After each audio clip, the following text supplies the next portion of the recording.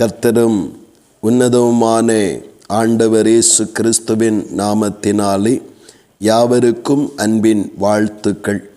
தேவன் தாமே ஒவ்வொருவரையும் இன்னும் மகிமையாய் ஆசீர்வதித்து நடத்துவாராக. இந்த நாளுக்குரிய தியான வசனம் எரேமியா 7வது அதிகாரம் 3வது வசனம்.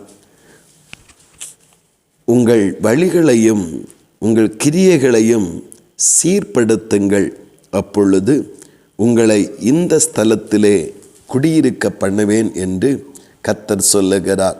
இஸ்ரவேல் ஜனங்கள் தேவனால் தெரிந்து கொள்ளப்பட்டவர்களாய் இருந்தும் தேவனுடைய வழிகள், தேவனுடைய பிரமாணங்கள் அவர்கள் வாழ்வுக்கு வெறுப்பாயிருந்து மனம் போன போக்கிலே நடந்தும் தங்களுக்கு விருப்பமான கிரியைகளை செய்தும் தேவனை துக்கப்படுத்துகிறவர்களாய் இருந்தபடியினாலே அவர்களை நிலையான தங்கியிருக்கிற ஸ்தானத்திலிருந்து கர்த்தர் அலைந்து திரிகிறவர்களாக, அடிமைப்படுகிற கூட்டமாக கர்த்தர் மாற பண்ணுகிறார்.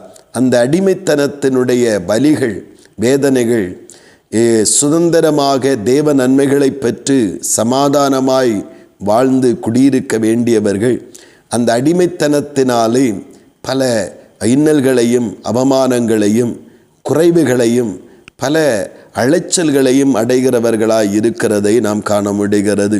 அப்பொழுது ஆண்டவர் சொல்லுகிறார், உங்களுடைய அலைச்சல்கள் நீங்கி சமாதானமாய் குடியிருக்கும்படிக்கு தான் நான் அழைத்திருக்கிறேன்.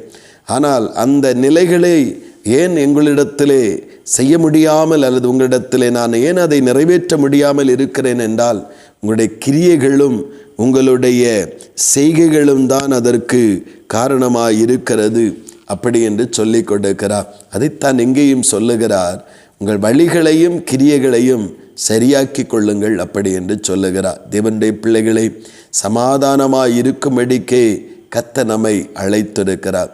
சுக வாழ்வை தந்து செமையான இருதயத்தோடு கர்த்தரை மகிமைப்படுத்தும்படிக்கே கர்த்தர் நம்மை அழைத்திருக்கிறார். நாம் ஆவிக்குரிய தேவனுடைய பிள்ளைகளாய் இருந்தும் ஆண்டவருடைய இரக்கத்தை பெற்ற இரட்சிப்பை பெற்ற தேவ பிள்ளைகளாய் இருந்தும் சமாதானமற்ற, ஒரு சந்தோஷமற்ற, ஒரு விடுதலையற்ற ஒரு வாழ்க்கை வாழ்கிறோம் என்றால் நாம் நம்முடைய தேவனையோ மனிதனையோ குறை கூறிக்கொண்டிராதபடி நம்முடைய வழிகளையும் கிரியைகளையும் நாம் ஆராய்ந்து பார்த்து அவைகளிலே வேத வசனத்திற்கு புறம்பாயிருக்கிற காரியங்களை நம்மை விட்டு அகற்றுவோம். வழிகளையும் கிரியைகளையும் சீர்படுத்துவோம் என்றால் தேவனாகிய கர்த்தர் நம்முடைய அலைச்சல்கள் எல்லாவற்றிலிருந்து விடுவித்து சுகமாய் குடியிருக்க பண்ணி ஆசீர்வதிக்கிற தேவனாக நம்முடைய வாழ்வில் வெளிப்படுவார். அந்த மகத்துவமான தேவ செயல்கள் வெளிப்பட ஒவ்வொரு நாளும் நம்முடைய கிரியைகளையும் நம்முடைய வழிகளையும் ஆராய்ந்து பார்த்து தேவனுக்கு முன்பாக நாம் செம்மையானவர்களாய் வாழ்வோம். கர்த்தர் நம்மை ஸ்திரப்படுத்தி பலப்படுத்துவாராக. ஆமேன், ஆமேன். செபிப்போம். அன்பின் பரலோகத்தின் நல்ல ஆண்டவரே, நல்ல இந்த காலை நேரத்திற்காக நாங்கள் உம்மை துதிக்கிறோப்பா.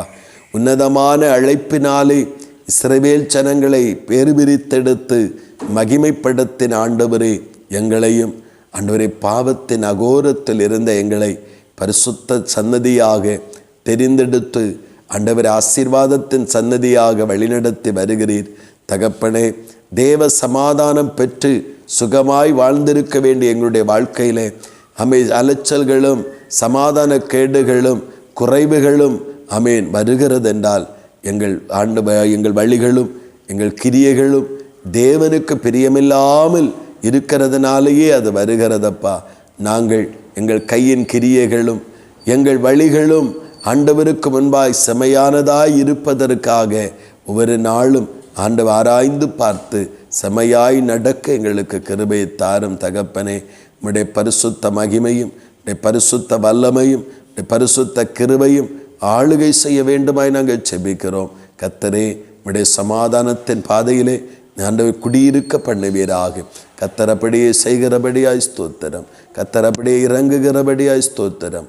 இயேசு கிறிஸ்துவின் மூலம் செபிக்கிறோம் எங்கள் ஜீவனுள்ள நல்ல பிதாவே, ஆமென்.